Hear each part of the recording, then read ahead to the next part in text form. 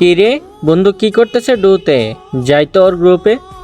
আকাশ বন্ধু পরিচয় হ, এটা আমার গার্লফ্রেন্ড।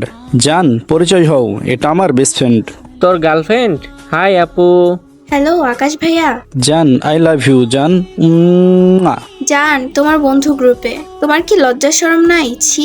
আরে ওই আমার বন্ধু না, সমস্যা নেই। আচ্ছা আমি এখনো খাওয়া দাওয়া করি নাই, আম্মু বকা দিচ্ছে।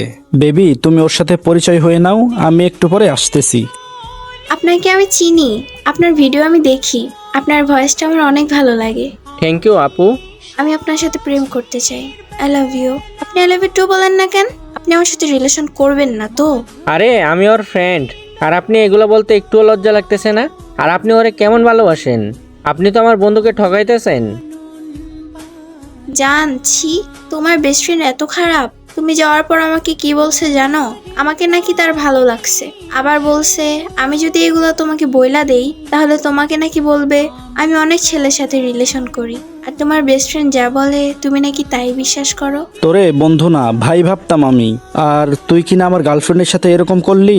তোরে বন্ধু বলতে ঘৃণা করতেছে। বিশ্বাস কর বন্ধু, আমি এমন কোনো কিছুই করি নাই। উনি আমার নামে মিথ্যা কথা বলতেছে। তুই আমার কথাটা আগে শুন। চুপ, তুই আর একটা কথাও বলবি না। জান তুমি আকাশরে গ্রুপ থেকে লাথি দিয়ে বের করে দাও, ওর মতো বন্ধু আমার দরকার নেই।